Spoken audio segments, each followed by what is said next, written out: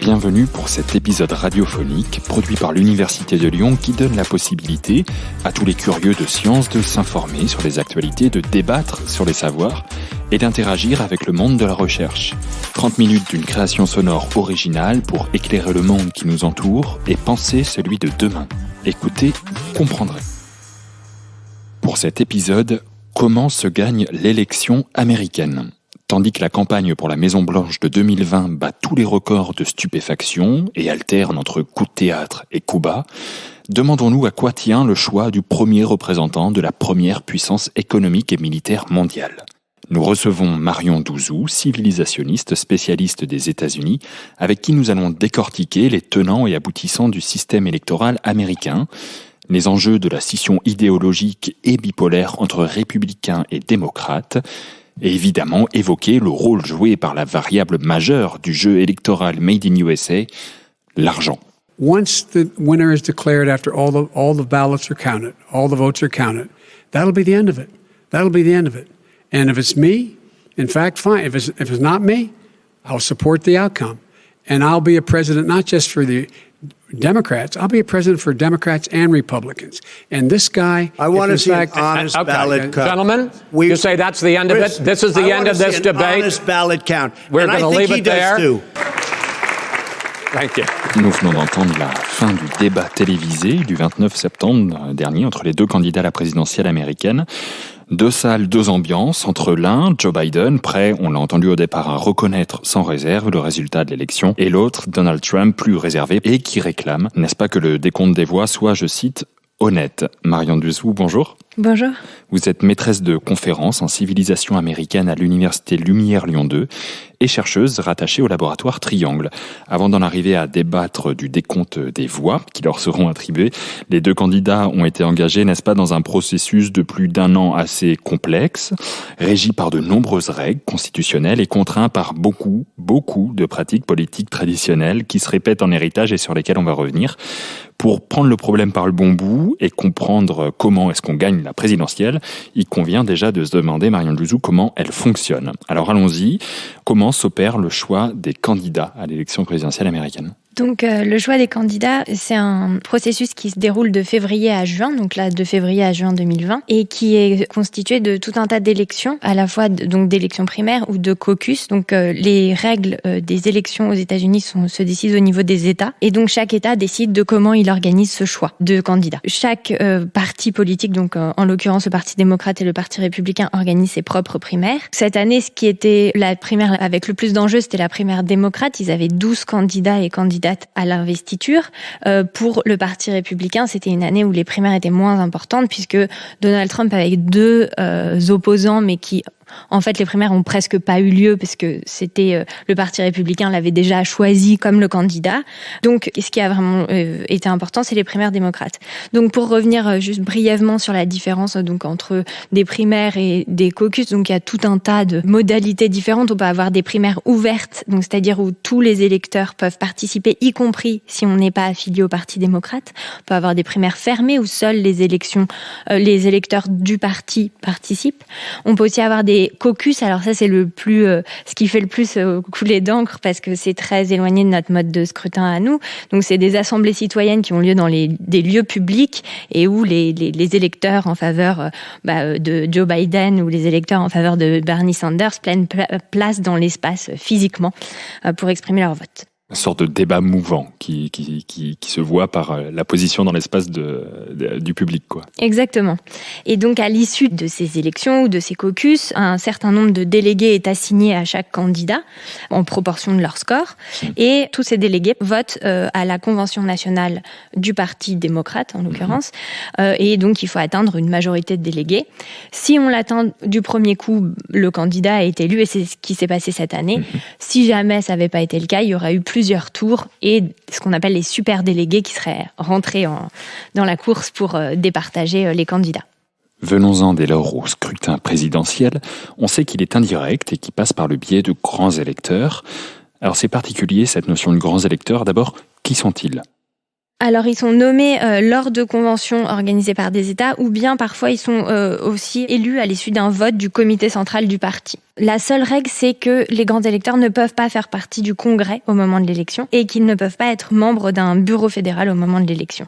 Donc, à part cette règle-là, il n'y a pas vraiment de règle et en général, ce sont des électeurs qui sont actifs politiquement dans l'État. Donc, dans le cadre des présidentielles, un électeur américain va donc voter pour un grand électeur qui lui-même votera pour l'obédience politique pour laquelle il a été choisi. Mais au moment du vote, sur un bulletin de vote, au moment de la présidentielle américaine, en fait, les Américains ne votent pas seulement pour choisir des grands électeurs. Ils votent aussi pour leurs représentants au Sénat, peut-être d'autres représentants encore. Oui, tout à fait. Ça, c'est très important. C'est que les bulletins de vote états-uniens sont extrêmement longs. Par exemple, là, cette année, ils votent pour donc le président, les élus au niveau national, c'est-à-dire les sénateurs et les représentants, mais aussi au niveau des États, donc tous les représentants au niveau fédéré, une partie des sénateurs au niveau fédéré, et puis tout un tas d'élections locales qui peuvent aller d'un juge à un procureur, à un shérif ou un médecin légiste.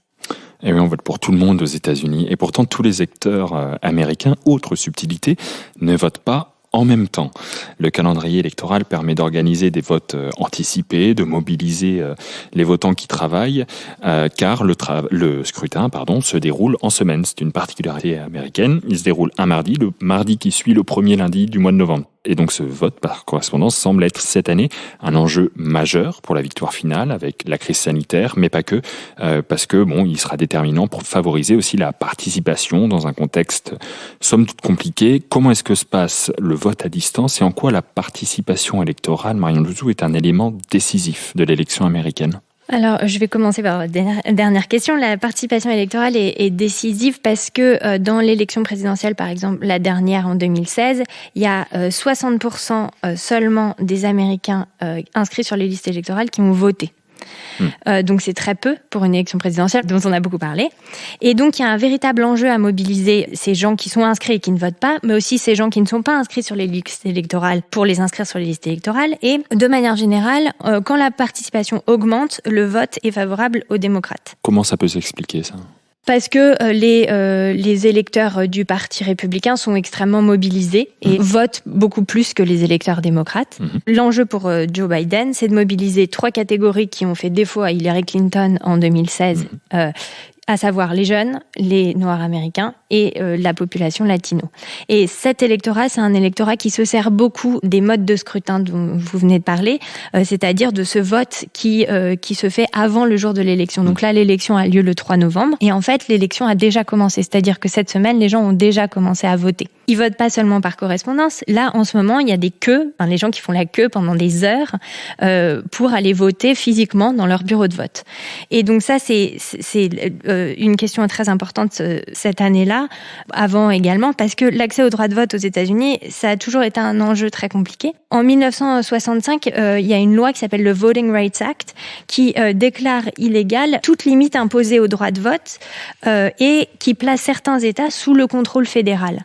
C'est-à-dire ces États qui ont discriminé des populations noires américaines au niveau de leur vote sont placés sous le contrôle fédéral. Et la Cour suprême, en 2013, a invalidé cette partie de la loi qui fait que ces États-là, donc qui sont surtout des États du sud des États-Unis, ne sont plus placés sous un contrôle fédéral. Donc, ces États-là ont pu changer leur loi électorale, ce qui a mené à un certain nombre de changements. Alors déjà, il y avait le redécoupage partisan des circonscriptions qui de toute façon diluait un peu le vote démocrate, mais c'est ajouté à ça les purges des listes électorales. On peut penser en Géorgie, en 2017, il y a plus d'1 demi-million d'électeurs qui ont été purgés des listes électorales. Parce que, pour quelle raison ? Alors, ils avaient voté une nouvelle loi qui disait que si des électeurs n'avaient pas voté dans les 2 dernières élections, ils étaient obligés de se réinscrire avant de pouvoir voter. Donc en fait, c'est pas une interdiction de voter, mais c'est mettre des bâtons dans les roues des gens qui veulent aller voter. Donc en plus de ces purges électorales, il y a aussi des diminutions ciblées du nombre de bureaux de vote. Donc par exemple, on va avoir moins de bureaux de vote dans des comtés dans lesquels la population afro-américaine est très forte. La queue pour voter en Géorgie notamment, on parle de 10 heures d'attente avant de pouvoir voter. Tellement il y a peu de bureaux de vote par rapport au nombre de votants. Et évidemment, comme vous l'avez dit, cette année, il y a une difficulté en plus avec cette pandémie, qui est que le vote par correspondance, qui existe d'habitude également, va être massivement utilisé. Et va être massivement utilisé par les démocrates. Parce que dans les intentions de vote, dans les sondages qu'on a, à 50 ou 70%, les démocrates sont plus favorables au vote par correspondance. Comment ça se passe un vote par correspondance aux États-Unis ? En fait, le problème avec le vote par correspondance, ça va être le moment du compter ces votes. Donc, il y a 15 États aux États-Unis qui n'ont, par exemple, pas le droit de commencer à compter leurs votes avant le 3 novembre. Donc, ils vont recevoir ces votes jusqu'au 3 novembre, mais le comptage ne pourra commencer que le 3 novembre. Et parmi ces 15 États, il y a 3 États très importants, qui sont la Pennsylvanie, le Wisconsin et le Michigan, qui sont des États qui vont jouer un rôle clé cette année dans l'élection présidentielle. Qu'on appelle les swing states. Exactement.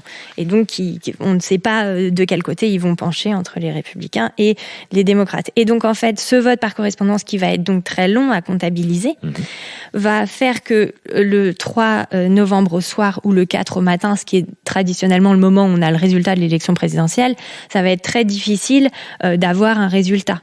Et donc, on aura probablement des résultats préliminaires, qui vont être surtout des résultats qui vont favoriser les républicains. Et donc, c'est là que l'enjeu est que peut-être Donald Trump va se déclarer vainqueur, alors qu'on n'aura pas compté les 50 à 70% de démocrates qui auront choisi de voter par correspondance. Le seul scénario qui éviterait ce problème, ce serait un raz-de-marée en faveur de Joe Biden très tôt par les électeurs qui n'auraient pas voté par correspondance. Aujourd'hui, être républicain veut presque exclusivement dire être conservateur et démocrate libéral. Et le compromis a presque disparu entre les élus qui n'acceptent pratiquement jamais de travailler ensemble, même si le prix à payer, c'est la fermeture du gouvernement. The president says he will never back down. Les partis ont continué d'adopter des positions irréconciliables sur pratiquement tous les enjeux sociaux. L'accès à l'avortement, le contrôle des armes à feu, l'immigration, le mariage gay, les changements climatiques, pour ne nommer que ceux-là. How dare you! How dare you, ponctue Greta Thunberg dans cette vidéo de RAD, la chaîne du laboratoire de journalisme de Radio-Canada, dont la référence est accessible sur la page de notre podcast. Cette scission idéologique, Marion Douzou, entre républicains et démocrates, d'où vient-elle ? Alors, très schématiquement, la différence majeure entre ces deux partis, c'est le poids qu'ils accordent au rôle que l'État doit avoir dans la vie des citoyens. Donc, du côté républicain, très peu de rôle, très peu d'importance, et les démocrates, en revanche, historiquement, sont favorables à une intervention forte de l'État dans la vie des citoyens, et notamment en période de crise. Et donc, historiquement, ça commence au moment du New Deal, donc au début des années 30, où l'État, par le biais de la politique de relance économique du New Deal, va essayer de sortir les États-Unis de la crise économique qu'ils ont connue à la fin des années 20. Et cette tradition d'interventionnisme fort de l'État continue dans les années 60 avec le programme de la Great Society de Johnson, qui va viser à atteindre une fin de la pauvreté et de l'injustice raciale. Donc là aussi, on voit que l'État est non seulement actif économiquement pour combattre la pauvreté, mais aussi les injustices raciales, ce qui va permettre aussi à ce moment-là de faire un peu du Parti républicain le parti des Afro-Américains, puisque c'est le Parti républicain, c'est le président Johnson qui va donner le droit de vote aux Noirs en 1964 par le biais d'une loi, alors que jusqu'à présent, ils avaient le droit de vote, mais il leur avait été ôté dans les faits. En dehors de ces deux moments fatidiques que sont le New Deal et le vote noir, sur quoi ces deux partis se séparent-ils précisément, ou sur quoi aujourd'hui, en 2020, sont-ils irréconciliables ? Alors, ils sont irréconciliables sur vraiment cette question d'intervention de l'État dans la vie des citoyens. Pour les républicains, l'État n'a pas à intervenir. C'est au marché non régulé par l'État de régler ces questions. C'est vraiment le point central d'opposition entre ces deux partis. Alors évidemment, il y a aussi toute une opposition sur les questions sociales. Oui. Les démocrates sont traditionnellement plus favorables à l'avortement. Les républicains, ils sont très opposés de plus en plus ces derniers temps. Ça se décline aussi sur les armes à feu, ça se décline sur tout un tas d'autres sujets, de questions sociétales. Et pour ce qui est de l'intérieur des partis, que ce soit du côté républicain ou démocrate, on a l'impression que les franges les plus radicales de ces partis prennent de plus en plus de place. Par exemple, côté démocrate, les mouvements autour de Bernie Sanders ou Alexandria Ocasio-Cortez prennent de l'ampleur, médiatiquement, politiquement également. Sont-ils en train de tirer la couverture politique du Parti démocrate vers la gauche ? Ce mouvement-là, qui a réintroduit le mot socialisme aux États-Unis, alors que jusqu'à présent c'était vraiment considéré comme un gros mot, exactement, a vraiment changé le débat politique à gauche. On peut le voir par les thèmes de campagne qu'ils ont utilisés là dans cette campagne et dans la campagne de 2016 d'ailleurs, qui est une couverture de santé universelle, qui est quand même très loin de ce qu'il y a en ce moment aux États-Unis, l'université gratuite et qui s'appelle The Green New Deal, et donc qui est l'idée d'un objectif de neutralité carbone pour 2050 avec des investissements massifs, des infrastructures de transport, des investissements publics, et tout ça, ça a suscité un enthousiasme d'une génération, notamment chez les jeunes, qui sont, comme je l'ai dit, une des catégories à mobiliser au moment de l'élection. Et Bernie Sanders a perdu parce que Joe Biden a paru plus rassurant face à Trump. Et donc, je pense que c'est pour ça que l'électorat démocrate a finalement choisi Biden. Mais le programme qui a été présenté à la Convention nationale du Parti démocrate a quand même repris certains éléments de langage de ce mouvement socialiste. Et notamment, il parle de l'assurance maladie qui est un droit pour tous, ce qui est quelque chose qui n'était pas vraiment dit jusqu'à présent. Le programme du Parti démocrate parle aussi d'une université publique qui serait gratuite pour les familles qui gagnent moins de $125 000 par an. Donc, en effet, ce mouvement de gauche au sein du Parti démocrate essaye de retirer le parti vers la gauche. Et ça se voit au niveau fédéral, mais ça se voit encore plus au niveau local. Alors, au niveau local avec les municipalités, mais aussi au niveau intermédiaire qui serait le niveau fédéral quand même, mais qui serait avec, vous avez parlé d'Alexandria Ocasio-Cortez, qui a quand même battu à plat de couture un géant du Parti démocrate qui était là depuis des années et elle a gagné haut la main et elle est maintenant la star du Parti démocrate. Et du côté républicain, c'est le Tea Party qui s'en met la formation, qui tire la couverture, en tout cas qui insuffle le plus un vent de libéralisme dans les rangs républicains. C'est un mouvement citoyen très puissant, ce Tea Party, est très ancré à la base des électeurs républicains. Mais quel rôle joue-t-il exactement dans les positions et dans les décisions politiques ? C'est un mouvement qui avait déjà commencé historiquement dans les années 50, 60, mais qui en fait s'est accéléré grandement dans la dernière décennie. Ce mouvement, il avait 3 objectifs. Avoir un libre marché très fort, un État à la sphère d'action limitée et des impôts plus bas. Et au fur et à mesure de ces années, au prix d'un lobbying incessant, ils ont réussi petit à petit à faire que le Parti républicain devienne de plus en plus conservateur. Et notamment parce que ces conservateurs, qui jugeaient les élus républicains insuffisamment conservateurs, leur ont opposé des candidats plus conservateurs lors de primaires. Et comme, on va en parler un peu plus tard, mais l'argent est très important et donc avoir un candidat à la primaire plus conservateur, ça coûte cher, et ça a fait peur à ces élus républicains qui se sont donc petit à petit aussi radicalisé plus à droite. Et dans le cas de Donald Trump en particulier ? Alors Donald Trump, c'est intéressant parce que Donald Trump, c'est une réponse. Donald Trump, il n'est pas vraiment conservateur. Ouais. Enfin, ça peut paraître bizarre de dire ça, mais en fait, il n'est pas vraiment conservateur. Il est par exemple... Alors, il a baissé les impôts, donc ça oui, mais il n'est pas vraiment toujours très au courant de ce qu'il y a dans la Constitution. Il n'est pas vraiment... il augmente les déficits publics de manière dingue, ce qui est complètement qui va contre la doxa conservatrice. Et donc, en fait, Donald Trump, il répondait à une demande de ce mouvement qui était la fin d'une politique politicienne à Washington. Et c'était le millionnaire qui était pas vraiment, qui était hors système, etc. Bon, ça aussi, c'est plein de contradictions, mais en tout cas, il y avait cette idée qu'il allait changer Washington et on allait enfin en finir avec cette dynastie Bush et Clinton qui empoisonnait la vie politique américaine. Et alors ce hors-système qui est demandé, j'ai l'impression qu'il est plus dans les mots que dans les faits, parce que sans le soutien d'un des deux partis, quel que soit le candidat, il semble impossible, pour en revenir à notre sujet, de gagner l'élection américaine. Et pourtant, Bernie Sanders ou Donald Trump, pour ne prendre que ces 2 exemples, aucun de ces 2 hommes n'est affilié à l'un ou l'autre des camps politiques. Ils n'ont pas leur carte. Pensez-vous que la prééminence des partis historiques sur la vie politique américaine s'étiole, ou bien au contraire, elle restera forte à jamais ? Alors, je pense que pour le moment, elle continue à être forte parce que là, les deux autres partis qui ont des candidats qui se présentent à l'élection présidentielle, on peut parler du Parti vert qui a un candidat et du Parti libertarien qui a aussi un candidat.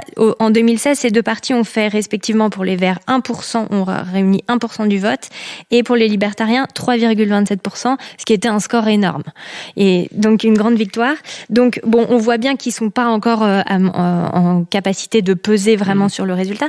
Et en fait, la seule fois, si on regarde l'histoire des tiers partis aux États-Unis, la seule fois où un candidat a réussi à faire un meilleur score, c'était en 92. C'était Ross Perot qui a recueilli 19% du vote. Mais ce qui est intéressant, c'est qu'il n'a obtenu aucun grand électeur.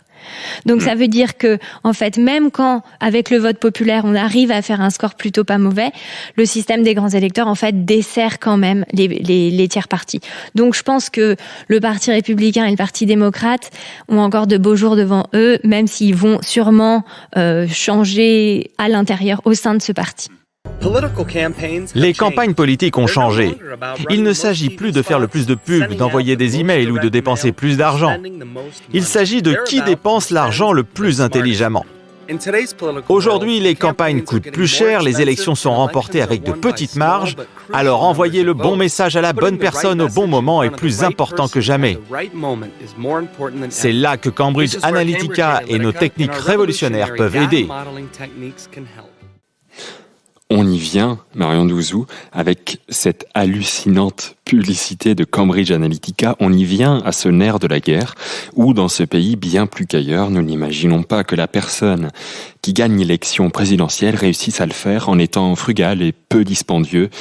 L'argent, à croire que gagner sa place à la Maison-Blanche, c'est d'abord l'acheter. Cambridge Analytica, on l'a entendu, a semblé bien comprendre avant tout le monde, avant pas mal de monde, en tout cas on y reviendra, mais d'abord un point sur la législation en cours. Quels sont les mécanismes de soutien financier qui sont en vigueur actuellement aux États-Unis ? Alors, il y a un certain nombre de règles qui régissent les dons qui sont possibles de faire à des candidats. Donc, par exemple, pour donner un exemple, vous ou moi, si on était américain, on pourrait donner $2 par candidat. En tant qu'individu. En tant qu'individu. Ce qui a changé récemment et ce qui a accéléré cette course à l'argent dans les élections américaines, c'est un arrêt de la Cour suprême de 2010 qui s'appelle Citizens United et qui a rendu en fait les financements quasiment illimités et qui les a ouverts aux entreprises en créant des super PAC. Donc PAC, c'est Political Action Committee, donc un comité d'action politique. Et ces super PAC ont très fortement accéléré les dons qui étaient faits aux campagnes, notamment de milliardaires américains. Donc Michael Bloomberg qui a promis de dépenser énormément d'argent pour faire perdre Donald Trump. Et de l'autre côté, du côté républicain, les frères Koch, qui sont 2 milliardaires, alors qui sont peut-être un peu moins connus, qui sont extrêmement actifs et qui donnent énormément d'argent pour les campagnes présidentielles, mais aussi pour toutes les campagnes, toutes les autres campagnes à tous les échelons de la vie politique. Et ça, c'est aussi très important parce que cette année, il y a une vraie bataille au Sénat où les démocrates ont besoin de 4 sièges pour emporter le contrôle du Sénat. Et il y a une dépense pour toutes les courses au Sénat qui est sans précédent. Je vous ai parlé des 2 milliardaires. Il faut aussi relativiser. Il n'y a pas que des milliardaires qui donnent. Et notamment dans les élections récentes, il y a une course aux petits dons. Alors quand on parle de petits dons, c'est-à-dire les dons inférieurs à $200. Et c'est devenu très important. C'est devenu tellement important que dans les primaires démocrates, pour que le Parti démocrate accepte de faire participer un candidat au débat qui était organisé dans le cadre des primaires, il fallait avoir 50% de dons qui étaient des petits dons. Même le Parti démocrate attache une importance extrêmement forte à ces petits dons, qui ne sont pas juste le fait du Parti démocrate, parce que Donald Trump a eu le record de petits dons lors de l'élection de 2016. Donc ça marche pour les deux partis et c'est vraiment très important dans le financement également. Et ce qui est particulier dans ce financement, c'est que celui qui récolte le plus d'argent n'est pas forcément celui qui gagnera l'élection. J'en veux pour exemple la dernière en date, Trump versus Clinton. Oui, c'est vrai que donc la dernière campagne électorale, Clinton avait dépensé 770 millions et Donald Trump 410. Donc on voit que, en effet, c'est pas celui qui a forcément le plus d'argent qui gagne, donc peut-être qu'on peut pas acheter sa place à la Maison Blanche comme vous le disiez tout à l'heure, mais effectivement il faut l'utiliser de manière stratégique, cet argent. Et une des manières, donc c'est beaucoup utilisé pour des pubs à la télé, beaucoup utilisé pour des pubs sur les réseaux sociaux comme Facebook. C'est aussi extrêmement souvent utilisé pour créer des applications pour permettre de centraliser les données qu'on a sur les électeurs qui vont participer aux campagnes. Alors justement, désormais, ces campagnes se jouent donc en grande partie par des stratégies publicitaires virales sur les réseaux sociaux ou par d'autres moyens informatiques. Le manque de transparence est donc, j'ai l'impression, plus que jamais d'actualité. Et l'affaire dite de Cambridge Analytica, dont on a entendu la publicité tout à l'heure, en est un exemple assez parfait. Une entreprise ayant pu proposer des services de publicité hyper ciblés aux utilisateurs de Facebook grâce à un algorithme qui va siphonner nos données personnelles, les données personnelles de millions d'électeurs potentiels. Comment est-ce qu'on se prémunit d'une autre affaire de ce type? Comment est-ce qu'on est sûr qu'il n'y en a pas une qui est en train d'arriver en ce moment même? Alors, avant de répondre à cette question, je voulais juste revenir sur l'utilisation des données personnelles des citoyens, des électeurs américains. Et en fait, dire que Cambridge Analytica, ça s'inscrit aussi dans une longue histoire de l'utilisation de ces données et que, notamment, donc j'ai dit qu'un enjeu, c'était de mobiliser les électeurs. Et une des manières de mobiliser les électeurs, c'est de faire du porte-à-porte. Et le porte-à-porte, c'est quelque chose de très chronophage et de très fastidieux pour les campagnes et pour les militants qui participent à ces campagnes. Et donc, il faut les rendre plus efficaces. Les partis politiques, républicains et démocrates, utilisent des applications qui fonctionnent grâce aux données qu'on a amassées sur les électeurs. Et des données donc électorales qui proviennent des listes électorales, mais des données de consommateurs aussi. Donc on sait si vous avez une arme à feu, on sait si vous êtes marié, on sait tout un tas de choses sur vous. Et tous ces algorithmes sont chargés sur des tablettes qui sont ensuite distribuées aux militants et qui vont aller toquer à certaines portes et pas à d'autres suivant le moment de l'élection. C'est-à-dire que 6 mois avant l'élection, on va toquer à un large nombre de portes et plutôt peut-être des gens qui sont indécis. Mais 2 semaines avant l'élection, on va aller s'assurer que les gens qui sont traditionnellement républicains sont bien allés voter. Et donc, on gagne beaucoup de temps. Et cette manière de faire campagne, c'est une manière de faire campagne qui repose sur l'utilisation des données. Alors, ce que Cambridge Analytica a fait en plus, c'est de l'adapter aux réseaux sociaux. C'est difficile de dire si c'est pas en train de se reproduire, notamment parce que Facebook n'a pas changé jusqu'à il y a très peu les règles de publicité sur sa plateforme, notamment. Récemment, ils ont commencé à retirer certaines des publicités qui étaient jugées dangereuses ou fausses, et ils viennent de s'engager là le 8 octobre, donc il y a vraiment pas longtemps, à ce qu'il n'y ait plus aucune pub politique après le 3 novembre. Donc dans cette période où on va être en train de compter les votes par correspondance, et ils n'ont pas dit si un jour ils remettraient ces publicités politiques. Donc Facebook a l'air d'être en train de réagir. Ce qui, avant cette réaction tardive de Facebook, semblait laisser dire que c'était quand même pas de bon augure, c'est que une des personnes qui travaillait pour Cambridge Analytica a été employée par la campagne de Donald Trump pour gérer tout ce qui avait trait aux données de la campagne. Donc bon, c'est incertain, c'est difficile à dire et l'avenir nous le dira. Difficile de s'en prémunir. Quoi qu'il en soit, si vous voulez gagner l'élection présidentielle américaine, entourez-vous d'un guide constitutionnel solide, de quelques amis qui sont aussi aux marges les plus éloignés du centre de votre parti, beaucoup d'argent et des bons profilers. Merci Marion Douzou d'avoir pris le temps de la médiation scientifique. Merci. Merci d'avoir pris le temps d'être passé par le podcast de Pop Science. Merci également à Flavien du studio Plus 8 pour la mise en son et la réalisation technique de cet épisode. Pour aller plus loin dans le sujet de l'organisation politique américaine, je ne saurais mieux vous conseiller la lecture de 2 articles. Le premier a été écrit par notre invité et s'intitule « Nébuleuse conservatrice, coronavirus et élections américaines ». Il est paru cet été dans la revue en ligne AOC. Et le second a pour titre « Élections américaines, le droit contre la démocratie ». Il est écrit par la journaliste scientifique Cléo Schweier et publié par Pop Science sur notre site internet. À tout bientôt pour un nouvel épisode.